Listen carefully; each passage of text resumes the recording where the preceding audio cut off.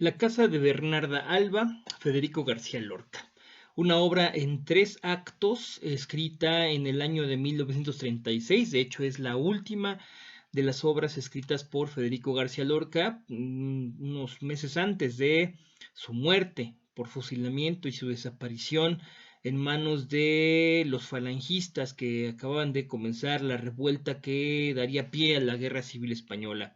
Lo desaparecen, lo fusilan, lo desaparecen porque Federico García Lorca pues estaba ligado al gobierno republicano legítimo en ese momento y que recibió este golpe de estado por parte de los militares falangistas y de encabezados por Francisco Franco. Bueno, ¿de qué trata la obra? ¿De qué trata la casa de Bernarda Alba? Bueno, como su nombre lo dice, el personaje principal es una mujer, Bernarda Alba, y todo ocurre en su casa. Su casa que es como una especie de cárcel, como un lugar de donde nadie puede salir, un lugar que además está pintado de blanco y es súper limpio porque hay que guardar las apariencias. ¿Quién es Bernarda? Bernarda es una viuda, doblemente viuda. Ella, cuando inicia la obra, está enviudando de su segundo marido, vienen llegando del sepelio. Y desde ahí comienzan las criadas que viven con ella, y quiénes son las que refieren quién es Bernarda y quiénes son sus hijas, a hablar de cuál es el carácter de este personaje. Bernarda Alba es una viuda autoritaria, tiene 60 años, tiene 5 hijas. La primera, Angustias, es hija del primer matrimonio y las otras 4, Magdalena, Amelia, Martirio y Adela, son hijas del matrimonio del padre que acaba de morir, ¿no? Bien, de su segundo marido. ¿De qué trata? ¿No? A la muerte del segundo marido, del padre de 4 y padrastro de la primera, Bernarda impone a sus hijas, así tal cual, impone a sus hijas un luto forzado de 8 años. Y bueno, las hijas se preocupan porque están en plena edad de merecer, como se diría, ¿no? De hecho, la mayor, Angustias, prácticamente ya es una mujer madura, tiene 39 años.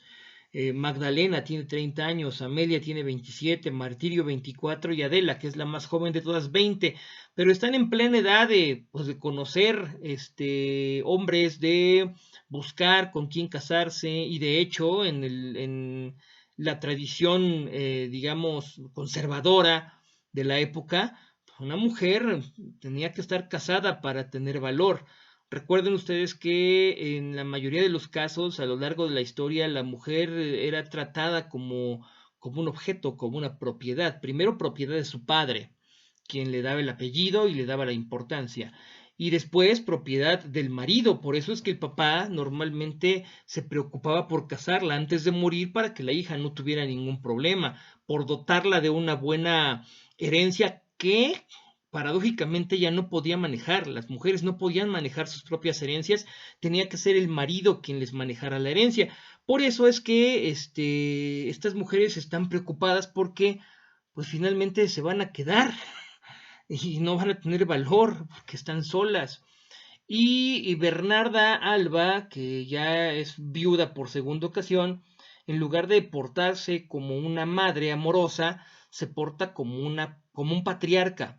Fíjense, no dije matriarca, sino como un patriarca. Se convierte en el padre, se convierte en el ser impositivo, dictatorial, preocupado por las apariencias, en un tirano. Dice una de los personajes que es una de las criadas, la Poncia se llama, que Bernarda Alba es tirana de todo aquel que le rodea, es capaz de hacerte sufrir durante mucho tiempo sin perder esa sonrisa, así lo dice, es una mujer tirana, ¿no? Una mujer difícil. Y pues bueno, este es el inicio de la obra, es el contexto, ¿no?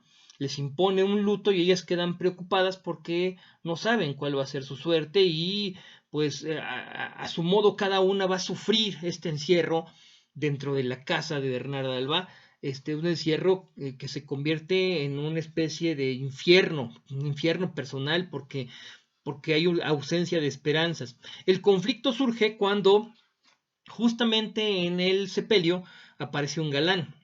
Aparece y no, porque nunca aparece en escena. Esta obra son puras mujeres, ¿verdad? Aparece un galán, que es, digamos, el galán del pueblo. Además, un pueblo chico de estos donde todos los chismes corren, con mucho calor y poca agua, entonces el ambiente es infernal. Pueblo chico, infierno grande. Aparece un galán que pretende a la mayor de las hijas, a Angustias, de 39 años. Entonces nadie puede creer que un galán de ese tipo, Pepe el Romano, esté pretendiendo a la hija mayor, ¿verdad? Más bien, pues tendría que pretender a alguna de las otras, a la más joven quizá. Pero lo que sucede aquí es muy interesante. Angustias es hija del primer matrimonio y al morir el primer padre, bueno, al morir el primer esposo de Bernarda, deja una herencia para su hija, pero la hija no la puede manejar. Quien la maneja es el segundo padre, ¿verdad? Así se manejaba tradicionalmente. Y al morir el segundo padre, esa herencia tiene que pasar forzosamente a la hija, pero para que la pueda manejar la hija, tiene que casarse, la tiene que manejar el marido. Y entonces, obviamente, esto hace muy atractiva a Angustias, que se describe como un personaje feo, sin gracia, amargado, eh, sin chiste. Pues por eso todas las hermanas dicen, no, no, no, Pepe el Romano no la quiere por su persona, la quiere por su dinero. Y pues bueno, en efecto, Pepe el Romano la quiere por su dinero, está interesado. Y lo más interesante aquí es que ella lo sabe y no le importa, está dispuesta a soportarlo tan solo por salir de ahí, tan solo por irse de la casa de su madre. Y entonces comienza a portarse de forma insolente con sus hermanas, diciendo yo ya me voy. Y yo tengo dinero y además me voy, porque me voy con Pepe el Romano. A ver ustedes qué hacen, ¿verdad?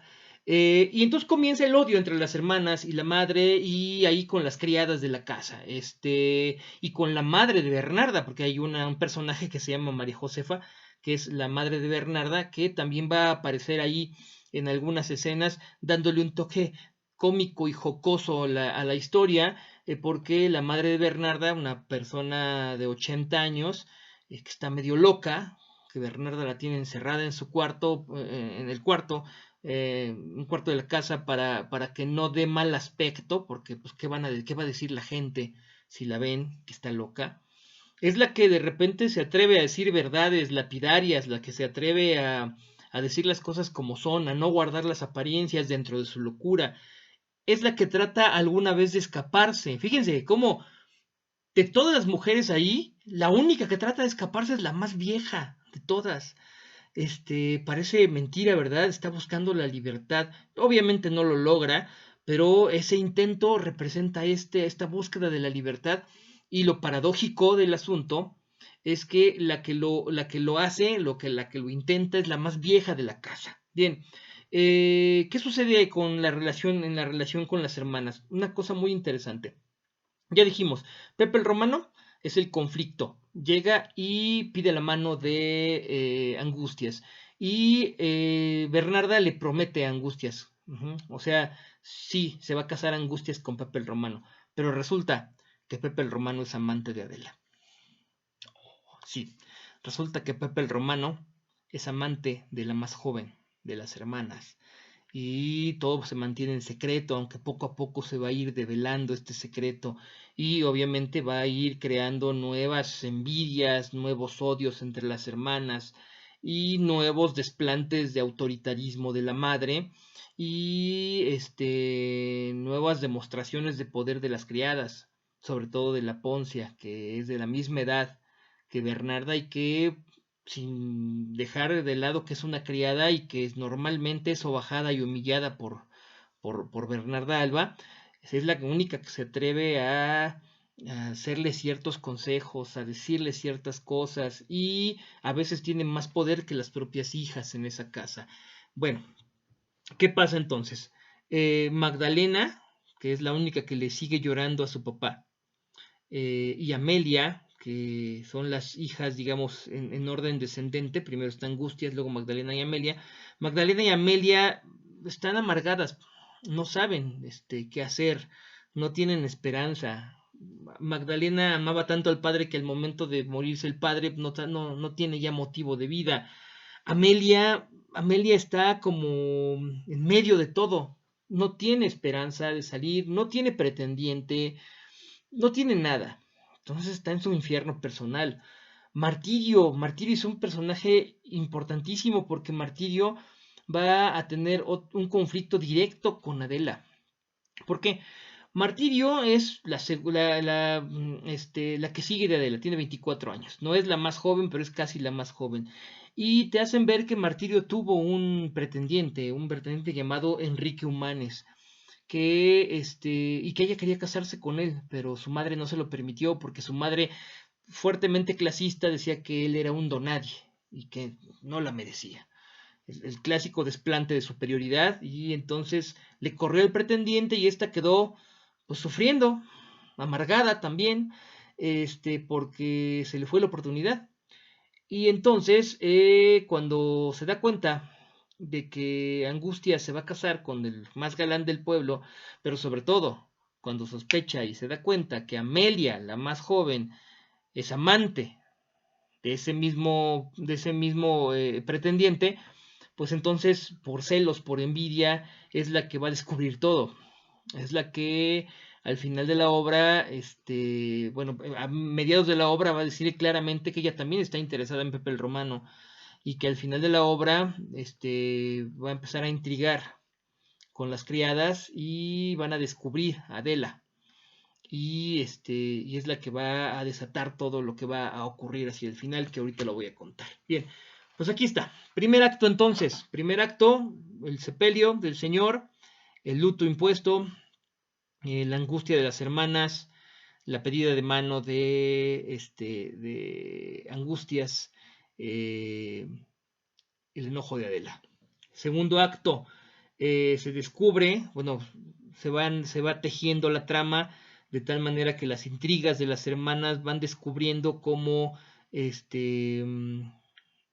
es Adela realmente la que es amante de Pepe el Romano. ¿Cómo lo descubren? Todas las noches se escuchan ruidos en la casa y entonces comienza la sospecha de qué pasa, qué es lo que está sucediendo. Descubren o se dan cuenta o van sospechando que es un hombre el que va todas las noches a verse con alguien de ahí. Lo primero que piensan es que es el propio Pepe el Romano yendo a ver a su novia, a su prometida. Pero después se van dando cuenta que no es a la prometida la que va a ver, sino a Adela. La propia prometida se da cuenta que no la van a ver a ella y entonces monta en cólera.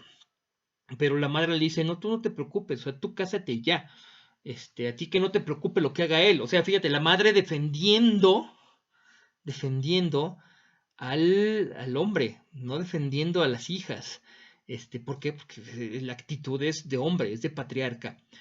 Y pues bueno, finalmente, en el segundo acto, Adela acepta que es amante de Pepe el Romano, lo acepta con la Poncia, que es la criada, y la criada le dice básicamente, déjalo, no te va a traer muchos problemas. Ella se niega a dejarlo e incluso se atreve a amenazar a la criada. Decirle, ¿tú qué me dices si eres una criada, verdad? Y la criada entonces despliega todo su poder, sus chismes, y dice, no te metas conmigo, que yo puedo mover muchas cosas, tanto adentro de la casa, porque es el ama de llaves, es la que tiene las llaves de todo, como fuera. Yo sí salgo.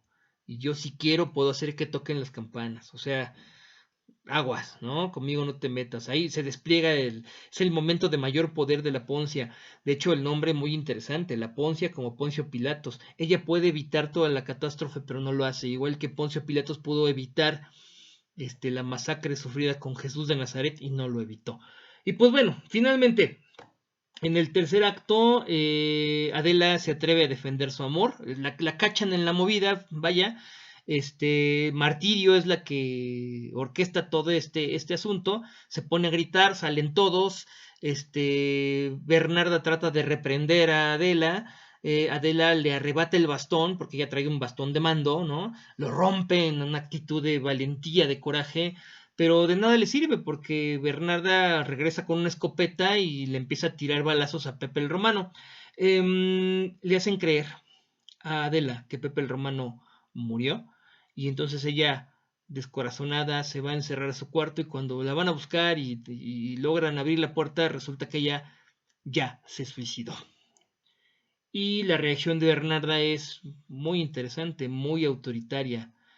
La reacción de Bernarda es, sí murió, pero murió virgen.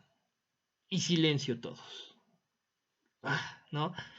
Bueno, es una obra muy, muy, muy interesante, sobre todo por el contexto en el que fue escrita. Como les dije, fue escrita en 1936, justamente en el inicio de la Guerra Civil Española. De hecho, la representación de la obra no es otra cosa más que la de una España en conflicto. Bernarda Alba es Francisco Franco, que tiene a todos juzgados dentro de la casa, ¿no? Dentro de España. A todos de todas las edades, hasta los viejos españoles, que son los que intentan escapar, pero ya no tienen la fuerza para hacerlo, ¿verdad? Los viejos republicanos españoles. Y los demás, pues se van poco a poco, por conveniencia o por miedo, doblegando a los designios del dictador.